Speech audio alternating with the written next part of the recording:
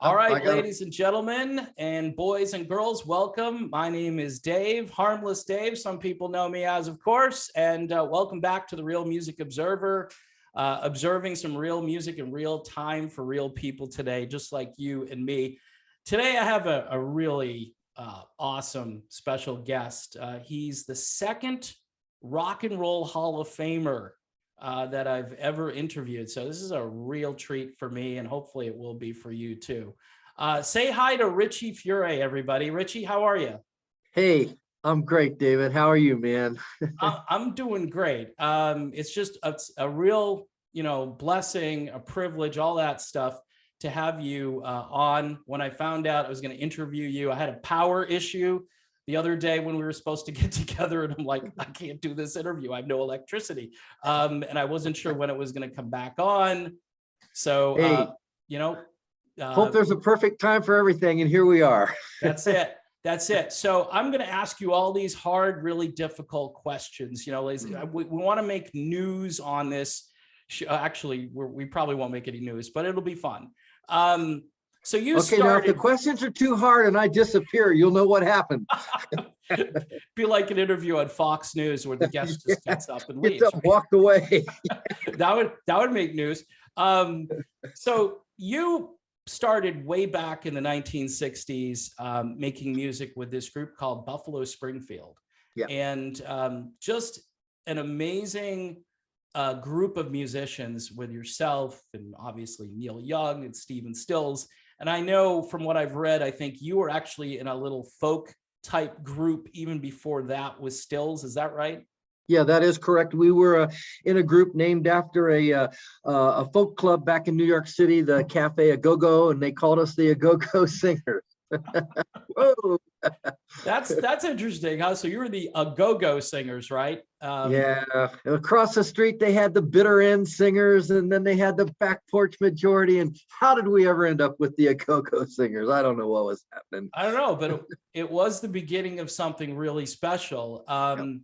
And everybody obviously knows about Buffalo Springfield. I think I want to say your most famous song with them is probably Kind Woman.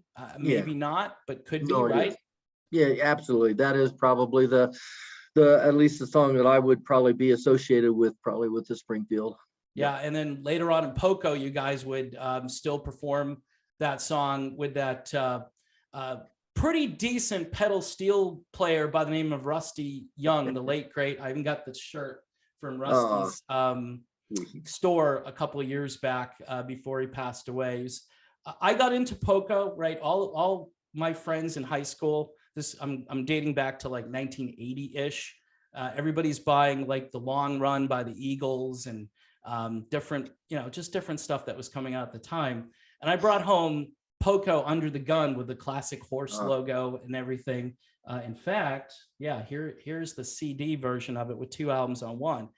And my friends were like, what is that? And I'm like, it's Poco. And they're like, who the heck is Poco? And I said, oh man, I mean, if you haven't heard of Poco, right? So then I was forced to kind of go back through the years and listen to all the older material. Just an amazing band. I mean, before we get to Poco though, why did Buffalo Springfield stop? Why did you guys break up? Well, it's kind of hard to keep a band together when there's 9 people in and out of the band in 2 years. It's like 1 step forward and 2 steps back. And, it's just hard to, that was the craziness of it all, with, I think Neil was having, issues just deciding if he really wanted to be in a band.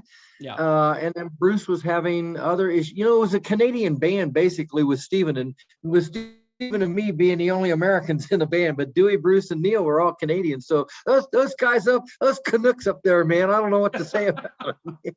So it was a Canadian problem. We'll just say that. It was no.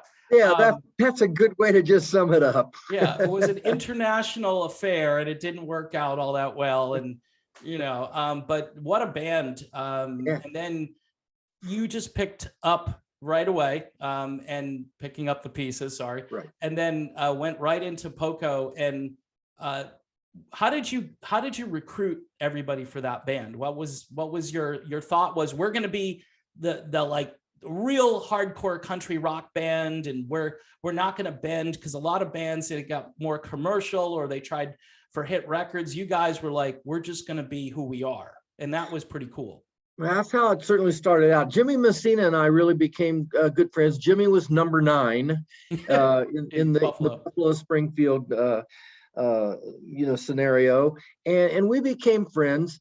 And as my feelings was, as long as Stephen was in a band or in the band, I would be in the band, because we established our relationship way back in New York, way back when.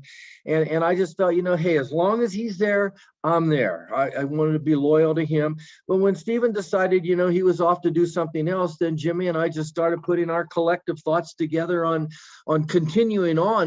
There was no real issue about not stopping to play music. And we both had kind of this idea of, the crossover country and rock. And as I look back on it, thinking about it more today, I think of it as maybe the, remember the old rockabilly? Yeah. Eddie Cochran, Gene Vincent, Carl Perkins, Buddy Holly, even, that right. Kind of music. Ricky Nelson, who was a big influence. But those were the influences, but we wanted to cross over. Of course, I had a relationship with Graham Parsons in New York. Yeah. Graham moved to California, and he started a band also. And if you talk to Chris Hillman, who was in the band, he'd probably tell you we weren't a country rock band. We were a country band. We were playing all the dives in Los Angeles and all those little bars. But Poco was certainly a country rock band. Mm-hmm. And I have to say, with the shirt that you have on there, that Rusty was probably the one person that really made us fulfill that vision that Jimmy and I had, in that we weren't just another California 3-guitar band. We had this instrument that was strictly a country instrument at the time, and he played that steel guitar like nobody else. Yeah, I mean, I remember Paul Cotton one time he was talking about the song "The Heart of the Night," and he said it was something different the way Rusty played on that. He almost introduced that instrument to a whole new crowd of people who were more adult contemporary oriented, that you could kind of fuse that country sound, but almost make it sound like a different kind of instrument. It was just, it's a breathtaking song. He was very creative. Rusty was a very creative guy. I mean, I just came from Nashville, where they opened up a country rock display in the country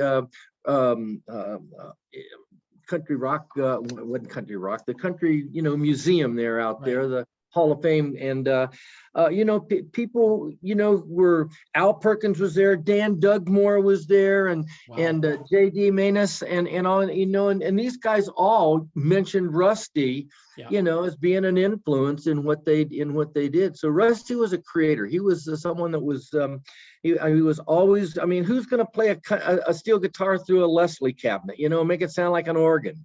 I mean, it's like he was really great at that. Yeah, and that's, I mean, you're obviously, the proper terminology. I'm just kind of, as a listener, I'm going, that's just, I've never heard anything that sounds like that. Poco in the Hall of Fame. Why not? Why aren't Poco in the Rock and Roll Hall of Fame? Not enough dirt.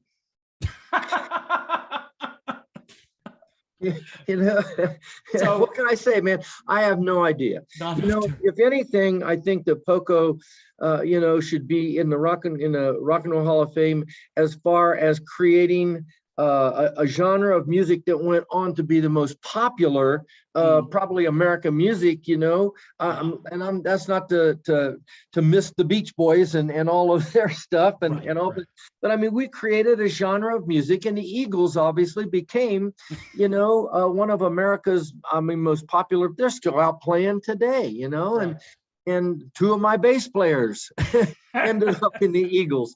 But why we're not in there, if for anything, we should be there as far as a pioneer and influence on somebody. I mean, maybe we didn't have the hit records, the string of hit records. Right. But man, we had an influence that actually moved America. Yeah, that the first Deliver and then there's a new Deliverance album if people didn't know that. But the first one, when I go listen to that, it's like electric. Like you guys, the recording, the energy, the whole vibe of that, even if you don't like that genre of music, it just, if that show were words, it would jump off a page because of the way you guys sounded in that room. And I don't know if it was the way they engineered the recording, but man, were you guys on fire. Did you know that night was going to be that good? Well, you know what? Whenever I walked on stage, I always felt Poco was going to be good. Whatever we did, we had quite a following in Los Angeles at the time, and it was now, of course, the record that you're talking about was recorded in Madison Square Garden at one of the halls there, and also at the back, I think at the Back Bay Theater in Boston. Yeah, that was where the original Deliverance album was recorded. And I just felt, every time we walked on, we were prepared. yeah, We were prepared to deliver. yeah. And that's what we were doing with Deliverance. We were there, and we took that part of of it seriously. We had, I mean, when people were paying money to come see you, we want to deliver what we have to offer. Yeah, and you did, and left quite a legacy. Now, you end up leaving Poco at some point, and how did that happen? I got crazy. Not in that I left Poco, but at that point in time, there was so much going on in my life, stuff that wouldn't even reveal itself for probably another year later. But here's the honest truth, man. I had gone, and I'm only going to speak honestly. I don't, Right. I'm not going to make things up. I'd seen Stephen and Neil go off to great success. Jimmy Messina had gone off with Kenny. Randy had gone off with the Eagles, and all these. And I'm thinking to myself, well, I'm just as talented as these guys are. Now that's my ego speaking, so you can laugh. That's okay. No, you are though. Let's know. Wait. I'm going to say that you are. Okay, go ahead. Okay, and so I was just, because then, what you mentioned just a few minutes ago, it was about the music in the beginning, but then after that, there was something else that would take it to another limit. Let's put it that way. Yeah.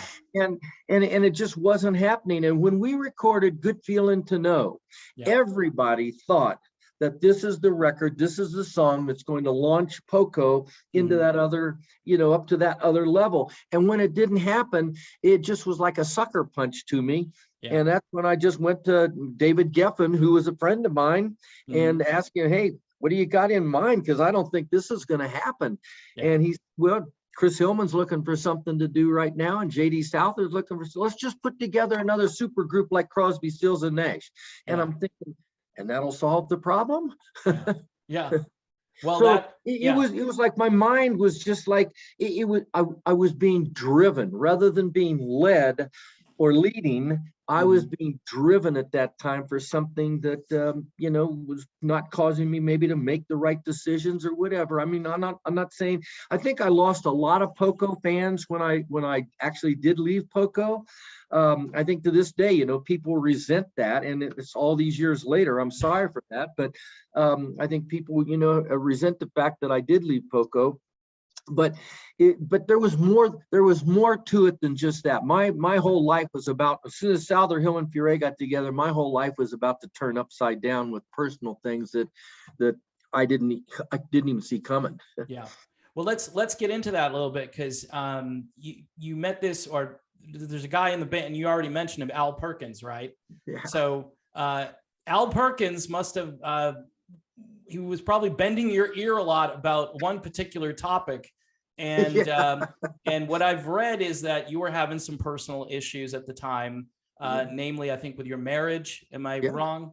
No, you're right. Right on. Yeah. Yeah. And so one thing led to another, as they say. We'll do the Cliff Notes version of it. And you became a Christian, like, boom, right? Did it happen that quickly, or was it? Well, it didn't happen that quickly. And I mean, the story is true. I did not want Al in the band. and why didn't I want him in the band? He had a little fish sticker on his guitar that said Jesus is Lord. Now, Al could have been anything. Wow. He could have been embraced any religion, or been he could have been a drunk, he could have been a drug guy, and it wouldn't have mattered. But because he had that sticker on, that stopped me. But Al's thing, once Chris, because Chris is the one that brought him to the band, and so thankful right now that he came into the band. Al is such a dynamic, and oh man, what a musician. Yeah. But what a man who lives his faith. And that's what I really, and he shared over and over and over and over with me. He had a little routine. He'd invite me over for dinner. You want to pray? He'd invite me over for dinner. And I kept saying, no. Till one day in Aspen, I don't know what the difference was then, but he said, hey, come on over. We were there to actually work on our upcoming national tour and Southerham and Furay. And Al called me up and said, hey, come on over for dinner. And I knew exactly what was going to happen. And I knew right in my heart at that time, I was going to tell him yes. Now, I don't know if I told him yes to get him off my back or what, but because the Lord caught up with me shortly thereafter and that's when he pulled the carpet right out from under me. And it was like, oh my gosh. Yeah. He said, you made a commitment to me. Now let's talk about it. Yeah. Wow. And I love hearing these stories, and there are several musicians from the 70s. I think of the late, great Dan Peake from America, who also had this really strong conversion, and Sure. And he was and he was brilliant. He was kind of like people don't realize how important he was to that band, because the band would still produce some great music afterwards, but not probably at the level that they were at when Dan was in the band and when they had George Martin producing the records. But he had a real strong testimony and went on to make some really good Christian oriented music. Like I'm also thinking of Mark Farner from Grand Funk Railroad, Mark, sure. And Kerry Livgren from Kansas, Absolutely. who was always kind of writing these songs anyway, right? And then by the early 80s, it was obvious that Kerry had a higher calling, and you had a higher calling, so much higher, Richie, that you decided to become a church pastor. Yeah, and that was something else. My whole life, I haven't really planned any of this. And if somebody would have told me, number one, I'm going to be a Christian, number two, I'm going to be a pastor, I would have looked at them and said, you're nuts, And so when the whole thing came around, it's interesting. My good friend Tom Stipe, that I wrote a lot of songs with early on after I became a believer, I sat down, I talked to him at one point in time, and Tom has since gone on to be with the Lord. But I talked to him, I said, man, I it's like, I'm not sure what the Lord's doing with me now, but I think he's calling me to pastor a church. He said, that's a 10-year commitment. Wow. It's like a 10-year, it's a lifelong commitment, man. I mean, I'm not the pastor of a church now. I did retire from pastoring in 2017 on Christmas Eve.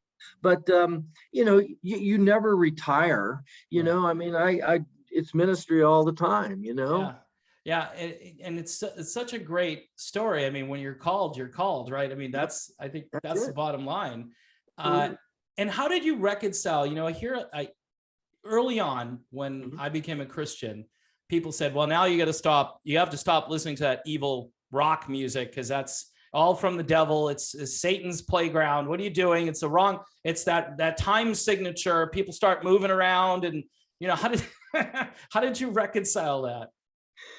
It's interesting. I mean, there's a scripture that says, anyone who puts his hand to the plow and looks back, is not worthy of the kingdom of God. And that wasn't really what, drove me at the time.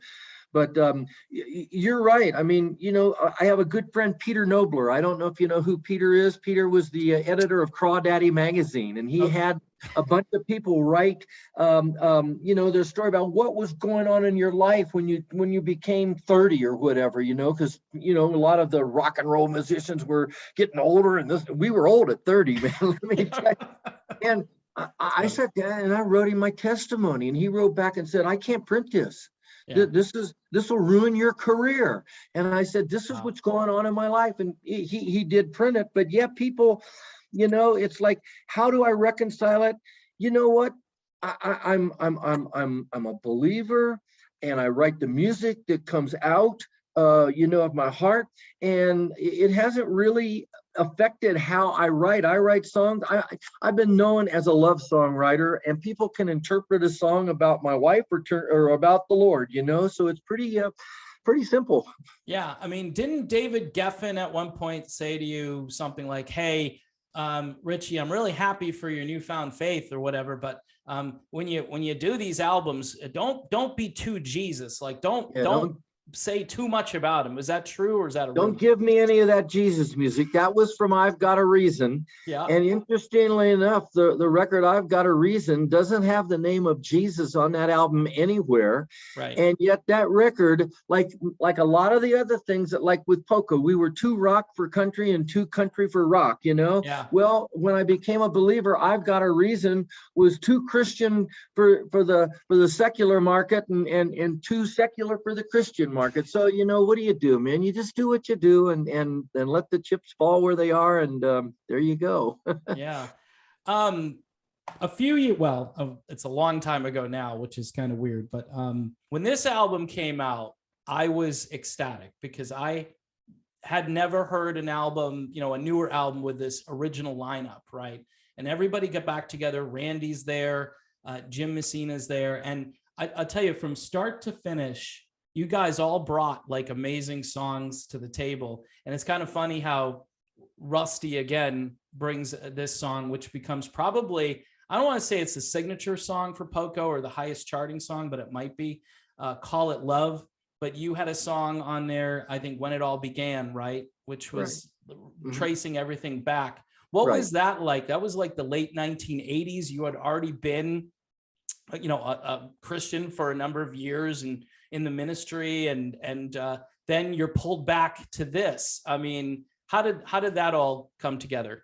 Well, all I wanted to do was to make music, and I actually had more songs. I had I did an album shortly thereafter called Heartbeat of Love, and that song was pretty much done. Yeah. Another song, Forever With You, was pretty much done, but everything got rejected. Oh. And it became a trial for me. You know, all I wanted to do was make music, and it became obvious that there was something else that was going on, and it became, it was not the best experience of my life. I mean, I wanted also to have Timothy and Paul contribute to this record. Right. And that got shot down as well, you know, because I thought that they were very integral parts of certain aspects of Poco and all. But I think, you know, the main thing with that song, it did have the original lyrics of that song had some things that were very non-Poco, and it offended me, you know. And so I had, you know, Jimmy jumped in and did some changes with the original writers. But it was not really the best experience that I had, unfortunately, you know, because I was looking forward to it too, getting back with the guys, you know, and doing this music. But it didn't turn out to be a real great experience. Yeah, I mean, it was, I'll say this, it was kind of weird because I had kind of cut my teeth on the Poco with Paul Cotton in it. I always said that Paul Cotton was like a poor man's Stephen Stills. Like his playing style to me kind of reminded me of Stephen a little bit. I don't know if you see it that way, but I always thought he was like this super underrated player that didn't get a whole lot of recognition. But all of that material from like the late 70s into the early 80s, they had 2 albums that they did for Atlantic Records that were, I think, excellent, that were ignored. It was just so weird how record labels, I mean, their 2 biggest successes are obviously, well, their biggest is the Legend album, not this Crazy Lovin' and this is Legacy, and I always get them mixed up, but that kind of broke them out. But then that was kind of it. You know, the second album came out, the one after that. I mean, it was just weird because I'm always thinking these guys are always in the shadow of the Eagles, right? The Eagles break up and then they kind of called it quits for a while, and they came back, and then sporadically through the years, you showed up at a lot of the reunion concerts and different things that they did, which was, it seemed like you guys all liked each other despite all the turmoil and everything. I have always appreciated and liked the guys and always had fun playing with them. You know, as far as Paul, you know, Paul, I don't look at him as a poor man. Who did you say, poor man Jimmy? Is that what you said? I hope nobody takes that the wrong way. I say, when I say poor man's version of somebody, I say it's like kind of like an unknown, like if you couldn't afford to go see Stephen Stills, right, you could pay half the price to see Paul Cotton play, and he can kind of do a lot of the same things. No, Paul was just stylized. Yeah. Paul was Paul Cotton. Yeah. And I mean, as far as his voice and as far as his guitar playing, you knew when it was Paul playing that guitar. And that's one of the neat things that, that I feel, over my career, I've played with some of these guys, man, that were just, they were unique in their own way. And we all blended to make a creative sound that went beyond just the individual. It was part of the whole group thing. But Paul was very stylized. And I mean, he was definitely a dynamic force in Poco when we, when he joined the band and with Timothy. And as far as it goes, that was probably my favorite grouping of the band as well. Yeah. Now you mentioned you were getting a little tired of the Eagles taking your bass players, right? I mean, that's such a great, I mean, it's a good story. I'm watching the Eagles documentary and watching the late Glenn Fry talk about, how the only guy who could replace Randy when he quit was with Timothy B. Schmidt. And I'm just thinking, man, Poco's got to be thinking, all right, what are we doing?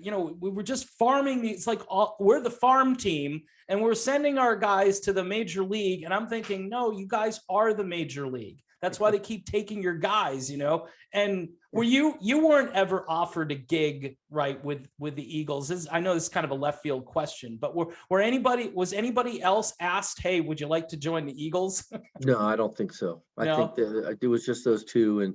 And all I can say, man, as I look back and I say, man, I'm just a good judge of musicianship, man. Just keep bringing them in, Timothy and Randy auditioned for Poco, if I remember, on the same day. Wow. Yeah. Wow. And for whatever reason it was, Randy got the job, great talent, obviously, no doubt. And all, but when he decided to pull up stakes and go, went right up to Sacramento and got Timothy. But I had this little letter that Timothy wrote after his audition, and I just found it in a box of stuff I was looking at several years ago, and said, hey, thanks a lot for letting me have the opportunity to audition for the band, and I know you guys will pick the right guy, and this and that and the other, and but da da da da da. And he said, that's just who Timothy is. That's just his heart, man. Just thank you. And so I framed that thing and sent it off to him, because it probably fits in his memorabilia better than in mine. But it was quite amazing. Yeah, they both auditioned on the same day, from what my recollection is. Wow, that's great. That was a hard choice to make. Oh, very hard choice. Yeah, both so talented. Yeah, Randy gave us "Take It to the Limit," which is one of the great songs of the whatever era. It's just amazing. And Tim, obviously, one thing about Tim is I wish they had used him more. I mean, he's got such an amazing voice. Give him a few more lead vocals, but that's just me. Anyway, so you've been still pretty busy, even these days, Richie, right? There's a documentary apparently that's coming. I don't know if you're working on that or somebody else is working on that. Yeah, it's coming to a close. It's winding down. Finally got all the interviews that we need, except for one, which was planned. We're planned to get when I go to California in a couple months. At the 1st of December, we need that interview, and it's all planned and scheduled. And it's only been postponed because the first time the war in Ukraine broke out, and one of the guys said, man, I got to clear my calendar. I can't think about anything. And then the second time that it was to happen, the guy got COVID. And not the same guy, but the other guy got COVID. And so this time, we're hoping that everybody will be able to get together. I know that Cameron Crowe's going to be there, and Stephen and Neil will be there. Oh, wow. Nice. So it'll be a fun interview. Yeah, absolutely. And maybe it'll be out on like a streaming platform. Do you know where it's going to debut? Yeah, we're hoping. I mean, David Stone and Denny Klein are the ones that are really David's been working with me now. Boy, I tell you what, I wish I'd had David Stone working as my quote unquote manager back when I was at least a younger fella. Yeah. He has just been. I mean, I would have never done the reunion thing with the Deliverance album that we did at the Troubadour. Certainly wouldn't have done this documentary. It's been his heart and soul to do it, and so he and Denny have put it together, and it's just gonna. I hope I'm around to see it. I mean, you sound great, by the way. On that, you mentioned the new Deliverance, which I mentioned earlier, came out a couple of years ago, right? I mean, just you sound just like you've always sounded. I mean, are you out there doing gigs on a regular basis, or no? It's spotty. You know, I just released an album that actually was recorded with my good friend Val Gray. Wow. Back in 2019, we went to Nashville, and it was his idea to record iconic country songs or country songs, really. And so it finally got released in July, so I was working doing some promotion and stuff on that. Obviously, I just came from the Country Music Hall of Fame and Museum and did several things there. I did some concerts for the promotion of In the Country, and getting ready to go back to New York to visit with a friend of mine who pastors Harvest Christian Fellowship. We're going to do, it's still a mixture of things, you know, because then I turn right around and go back to New York and got a couple shows planned, one on the island, on Long Island, one on in New Jersey, and then I mean, things are still being booked, and I'm thinking, oh my, man, I want to retire, but I can't do it, man. And you know what? I love being out. Yeah. I don't like getting there. Yeah. But I love being there. You know, I got you. Traveling is it's a fun experience. I mean, I where I live in Florida, I mean, to go to Tampa or to Orlando or wherever, it's really a pain. It's not my favorite thing to do. And when you have to deal with airports, it gets even, you know, just more crazy. Yeah, it's just something that's not. Looks like you have a nice digs there in Colorado. I mean, why would you want to? I think I saw a picture of the wood stove on Facebook. I was like, that's a nice wood stove. Oh, it's really cool, man. I almost threw the thing away from our house that we moved down from about, 6-7 miles west of here where we live, and a little bit higher. We were about 8,500 square feet now. I mean, 8,500 altitude. Now we're down to about 7. But I almost threw the thing away, and it's a good thing I didn't, because, man, it livens up the old kitchen area, I'll tell you that, man. And then the heat just goes right out. And we needed to fire it up the other day. Yeah, it's especially with these rising energy costs. You know, if you can chop some wood or wood pellets, whatever, you know, maybe you can save a few bucks on top of everything else, right? I got the wood pile out there. It would be banned now, I think, you know, if somebody wanted to do one of these. But, you know, everything has to be, you know, gas fired or whatever. But no, man, I go out and put the wood right in that deal. Good for you. Well, Richie, it's been a pleasure, man. It's good to hear that you're still going strong. You sound great. How's your health? I know you just turned what, 58, 48, not too long add ago? 20 to that 50 and we'll be there, man. It's I mean, you look great. You know, health is good. Hey, we're all getting older, and you know, we keep watching, you know, I mean, having to, you know, keep tabs on things, but we're doing the best we can, and the Lord's been gracious to keep us healthy. The world's a crazy place these days too, huh? Just yeah, it is, man. It's crazier than all get out, but looking for that new world coming. Yeah, amen to that, brother. All right. So again, thanks so much for being here. God bless you and everything that you're doing, and maybe, you know, at least another 20 years out on the road, I would say, before you have to retire, right? Well, man, I'm hoping. Well, never mind. I won't even say what I'm thinking, man. Anyway, thanks a lot, David. You're hoping the Lord comes back soon, aren't you? That's exactly what I'm thinking. I knew it. All right. On that note, which is a good note to end on, again, I want to thank Richie Furay, Rock and Roll Hall of Famer, for being here today. This was really. Oh, he's got it. I got one more thing. Listen, I've got other new music out there that people like Poco music are not even aware of. But I got Heartbeat of Love and Hand in Hand, and just check out some of that music at my website. All right. So new stuff only on the website. Can they go to Spotify? They could go anywhere. Yeah, you can get some of it on Spotify and Apple, but you can, if they want the hard copy, oh boy, they All can right. get it. Yeah. You know what? Maybe when we're done, you can give me the info for that. I'll put it in the description of the video, and we'll Cool. we'll drive some traffic. Because I've got thousands of I've got a few fans here, and we'll see what we could do for you, Richie. Great. Okay. Thanks, David. Good talking to you, man. Yeah. Stay God safe bless. down there. All right.